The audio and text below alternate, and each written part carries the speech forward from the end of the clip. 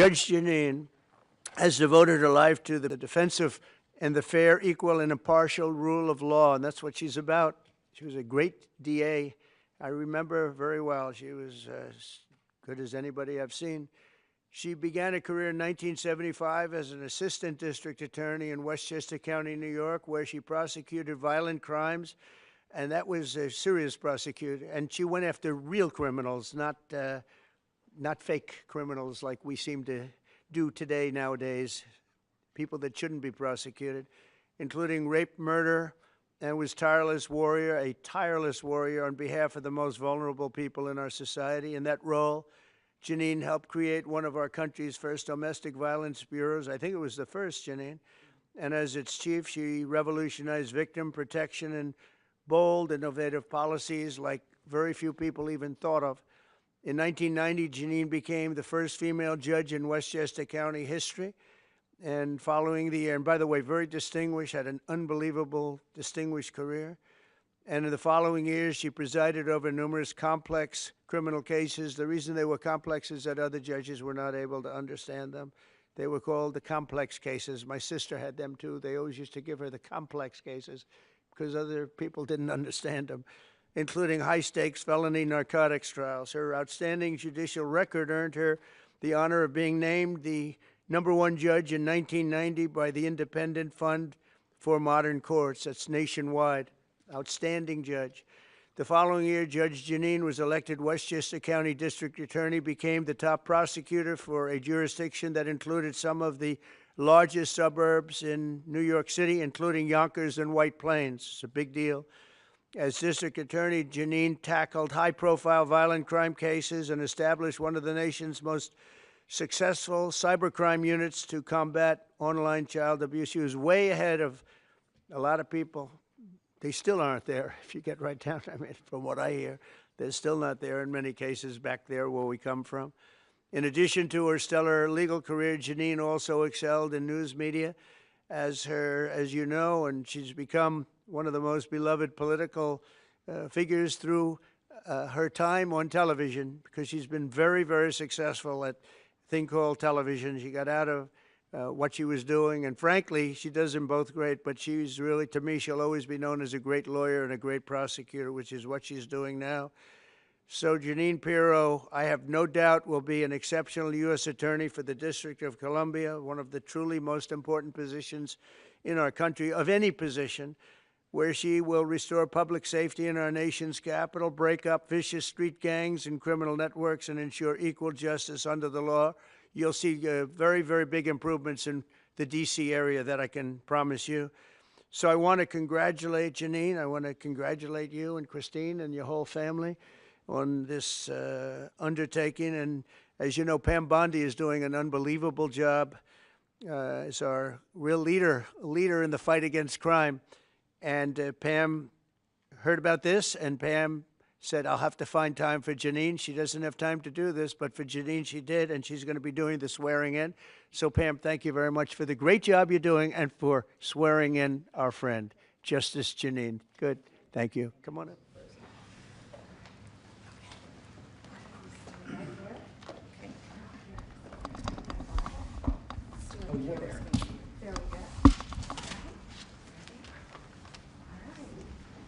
I do solemnly swear I, Jeanine Pirro, do solemnly swear that I will support and defend the Constitution of the United States that I will support and defend the Constitution of the United States against all enemies, foreign and domestic, against all enemies, foreign and domestic, and that I will bear true faith and allegiance to the same, and that I will bear true faith and allegiance to the same, and that I take this obligation freely, and that I take this obligation freely without any mental reservation without any mental reservation or purpose of evasion, or purpose of evasion, and that I will well and faithfully and that I will well and faithfully discharge the duties of the office upon which I am about to enter. So help me God. So help me God. Congratulations. Thank you.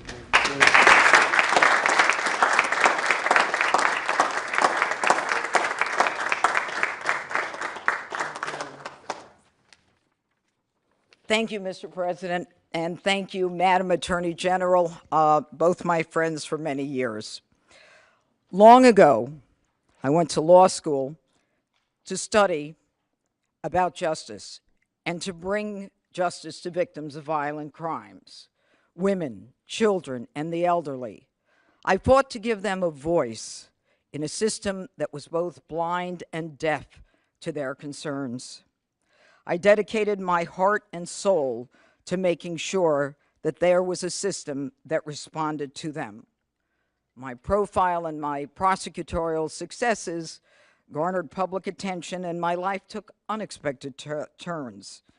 Through all of this, President Trump, you have remained as steadfast as one of my earliest supporters and champions. You never wavered. You were always steadfast, trustworthy, and confident. Today, Mr. President, you bring me back to my roots. And it is a larger arena, but no less an arena where we need justice, where we need to send a message that justice will be honored in the District of Columbia.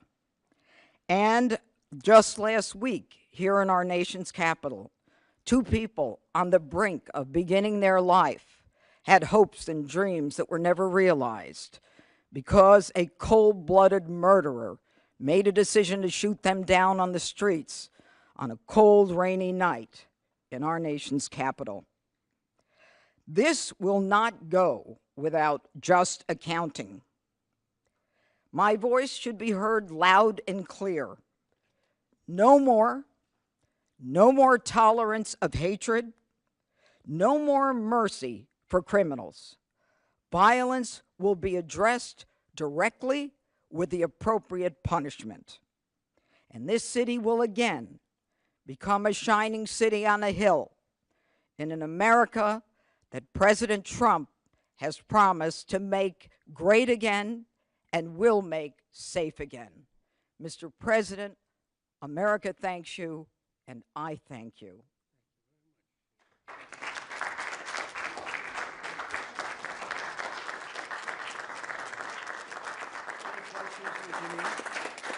Any questions? Oh boy.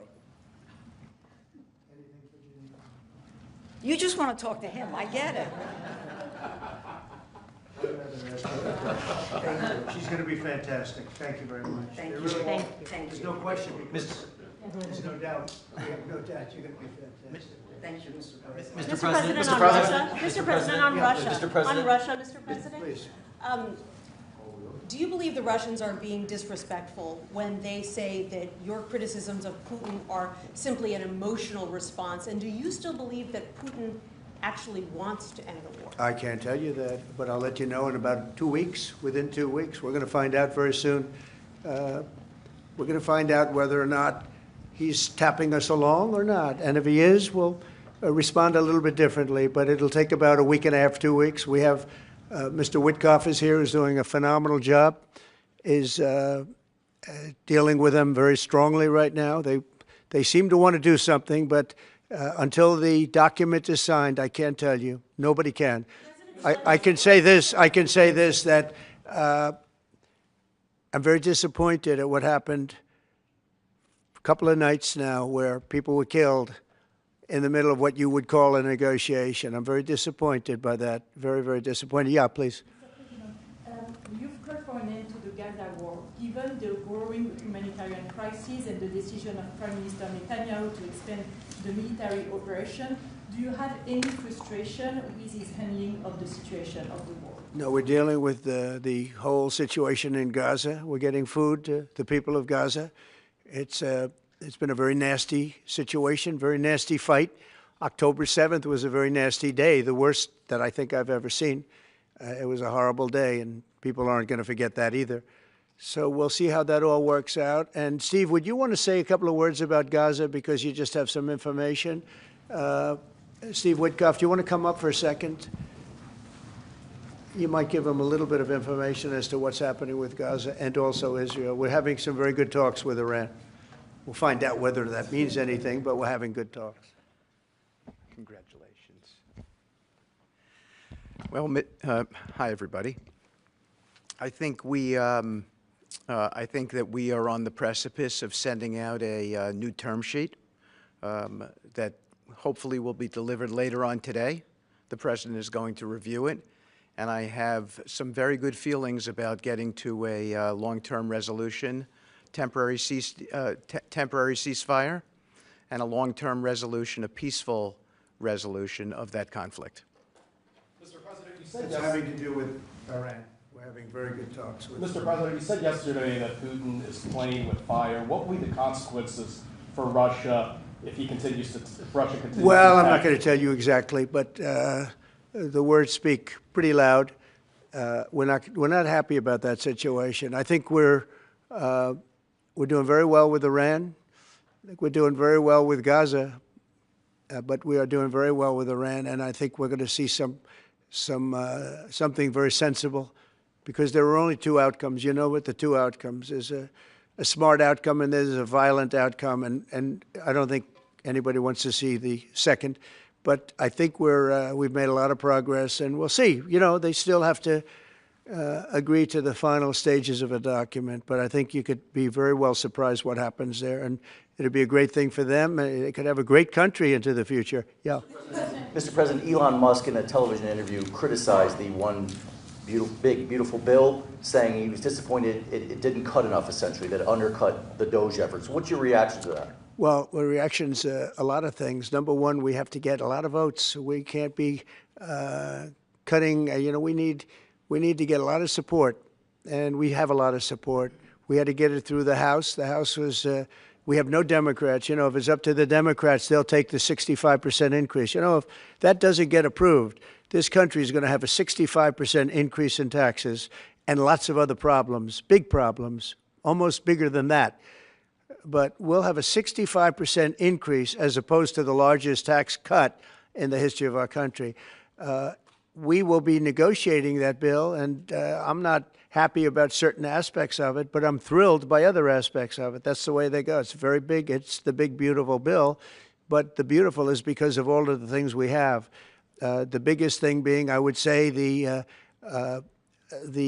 level of tax cutting that we're going to be doing. We're going to make people really be able to. We'll have the lowest tax rate we've ever had in the history of our country, and tremendous amounts of benefit are going to the middle-income people of our country, low and middle-income people of our country. So we're going to see what happens, because the Senate, as you know, is negotiating with us, and they have to then go back to the House, and, you know, it's got a way to go. But I have to say, Speaker Johnson and Thune have done an incredible job. John Thune has done a fantastic job, and they're working together with me and others. And I think we have an amazing, if we pull this off, remember, we have 0 Democrat votes because they're bad people. There's something wrong with them. You know, they'll let people pour into our country. Single biggest problem is we had 21 million people pour into our country, probably higher than that. And they're people that weren't supposed to be here. And many of those people are bad. Murderers, drug dealers, the mentally insane. They were closing mental institutions all over the world, not South America, all over the world. They're coming into our country, and we're getting them out. And we're having a hard time because some judges aren't making it very easy for us, and it's tough enough. They approved that. They allowed that to happen to our country. We don't have one Democrat vote. And if I were a Democrat, I'd be voting for this bill, and I'd get elected to any position I want as a Democrat. They're crazy. They're voting for a 65% tax increase. And they're only doing it for hatred. They're not doing it for any reason. They know it's terrible. Terrible politics, in my opinion. But so we have no Democrat votes. That means we have to get almost all Republican votes. And I think we're very close to doing that. I think it'll be very successful. Yeah, please. Mr. President, Wall Street analysts have coined a new term called the taco trade. They're saying Trump always chickens out on your tariff threats, and that's why markets are higher this week. What's your response to that? I kick out? Chicken out. Oh, isn't that nice? Chicken out. I've never heard that. You mean because I reduced China from 145% that I set down to 100 and then down to another number? And I said you have to open up your whole country, and because I gave the European Union a 50% tax tariff, and they called up and they said, please, let's meet right now. Please, let's meet right now. And I said, okay, I'll give you till July. I actually asked them, I said, what's the date? Because they weren't willing to meet. And after I did what I did, they said, we'll meet anytime you want. And we have an end date of July 9th. You call that chickening out? Because we have $14 trillion now invested, committed to investing when Biden didn't have practically anything. This country was dying. You know, we have the hottest country anywhere in the world. I went to Saudi Arabia. The king told me. He said, we have the hottest country in the world right now. 6 months ago, this country was stone cold dead. We had a dead country. We had a country people didn't think it was going to survive, and you ask a nasty question like that. It's called negotiation. You set a number.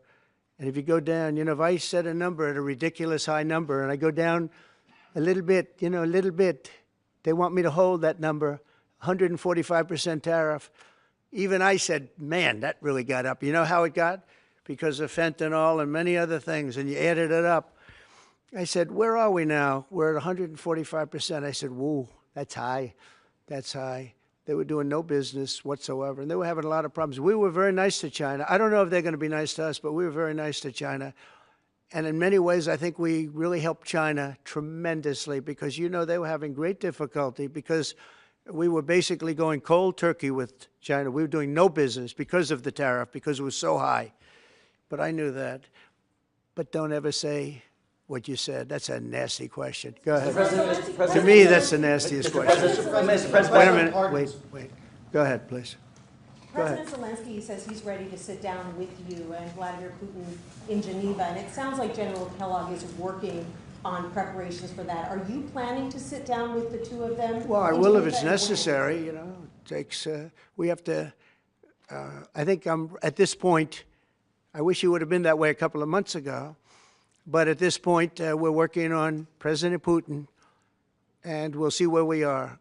I think we're doing fine, but we'll see. I don't like what's happening. That's one thing I'll say. I don't like when I see rockets being shot into cities. That's no good. We're not going to allow it. You've always said that the war never would have started if you were Would have never happened, and it yet didn't he doesn't happen. seem willing to do anything that you want him to do. Do you still believe that he wouldn't have launched the war? No. We would have never had a war. We would have never had a war. If I were president, if the election weren't rigged, you wouldn't have had the war. You wouldn't have had the war. You wouldn't have had inflation. You wouldn't have had October 7th. That would have never happened because Iran was stone cold broke. They didn't have any money to give to Hamas or Hezbollah. You wouldn't have had that Afghanistan most embarrassing moment in the history of our country. You wouldn't have had any of it. You wouldn't have had inflation because energy costs. Look what happened. I brought inflation down to practically zero. And all of the groceries and all of the eggs and all of the things that you've been hearing about, they're back down. They're way down from where they were. I did something in 4 months that nobody's seen. And I have to say, in 4 months, and I said it before, and everyone's talking about it all over the world, we've got the hottest country anywhere in the world right now. We're the only country anybody's even talking about. All right, please go ahead. What stopped you from imposing new sanctions on Russia? Only the fact that if I think I'm close to getting a deal, I don't want to screw it up by doing that. Let me tell you, I'm a lot tougher than the people you're talking about, but you have to know when to use that. If I think it's going to hurt a deal, this isn't my war. This is Biden's war, Zelensky's war, and Putin's war. This isn't Trump's war. I'm only here for one thing, to see if I can end it, to save 5,000 lives a week and a lot of money, the money being much less important, because I made that money. I went to Saudi Arabia, Qatar, and UAE, and we brought back $5.1 trillion. So I made that money in about 2 hours, the money that we're talking about, but it's still think of it, $300 billion we've spent with no checks, no balances. They just send cash. You can imagine what's happened to that money. I never saw anything like it in my life, but I'm more interested because I picked up $5.1 trillion and, by the way, got a beautiful, big, magnificent, free airplane for the United States Air Force, okay? Very proud of that, too. They tried to say, oh, it's Trump's airplane. Oh, yeah, sure. It's too big. Frankly, it's too big, much too big. When can we expect that to be the Air Force One? Well, it's here already. Yeah. It's in the country. It's being refitted for military standard. How much will it cost to refit it? Oh, I don't know. Whatever it is, a hell of a lot less than building a new one. We're waiting too long from Boeing. Boeing has got to get its act together. Yeah. Sir, on Nippon Steel, this arrangement that was just announced in Yeah. the golden share, is that an arrangement you would consider for TikTok as well?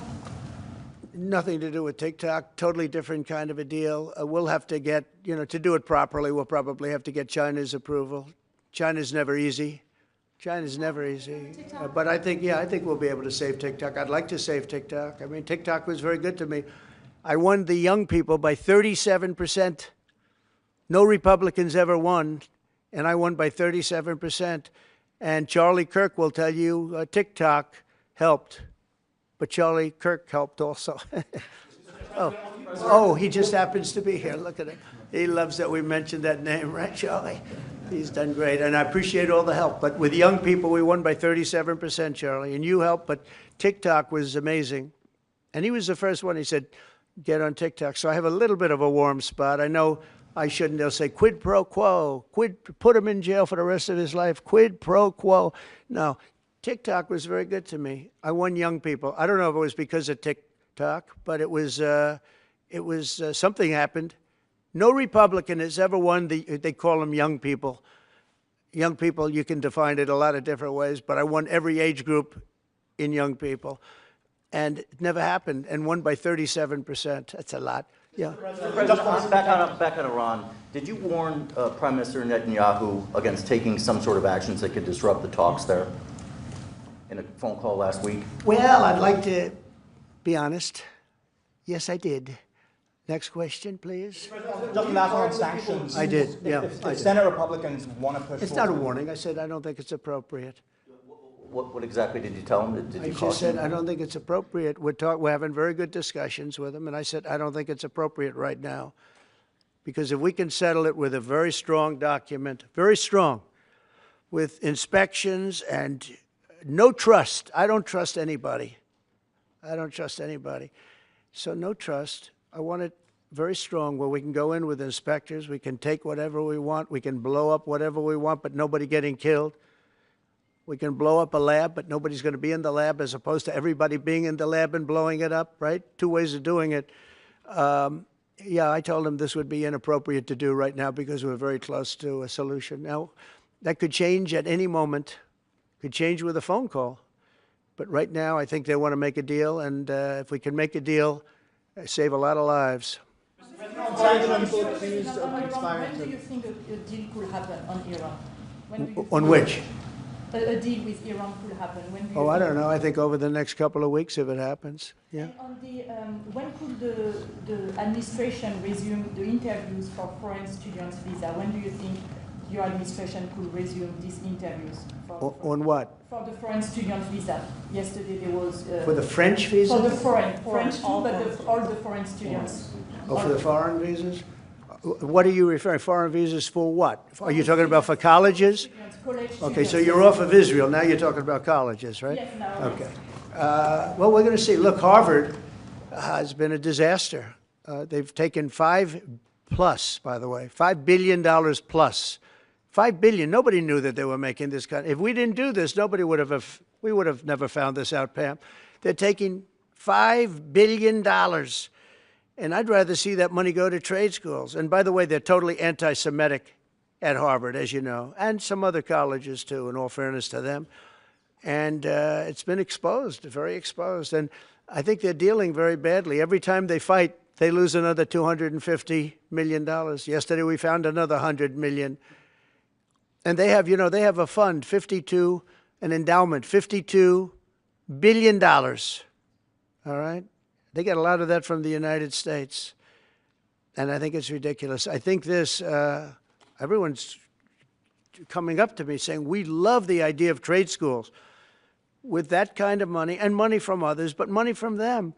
You can have the best trade schools anywhere in the world. You give them to Iowa, Indiana, lots of good states, well-run states, and you give them the money. They can only be used for trade schools, and they'll teach people how to build motors and cars and AI. The AI, we're building plants. We're building hundreds of billions of dollars worth of AI plants. Already started, many of them. We've never had a boom like we're having now. You're going to see it. There's never been anything like it. So we're up to about $14 trillion in investments. There's never been anything even close. You look at Biden, this guy, they had people leaving as opposed to investing. And they're doing it because of November 5th, and they're doing it because of the tariffs.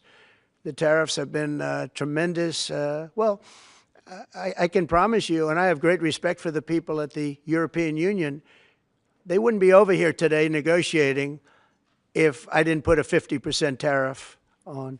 The sad thing is now when I make a deal with them, it's something much more reasonable.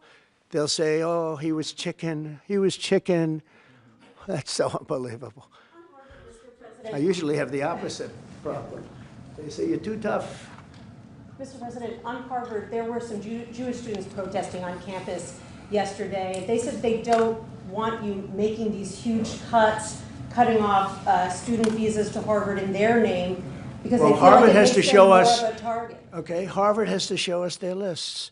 They have foreign students. About 31% of their students are foreign-based, almost 31%. We want to know where those students come. Are they troublemakers? What countries do they come?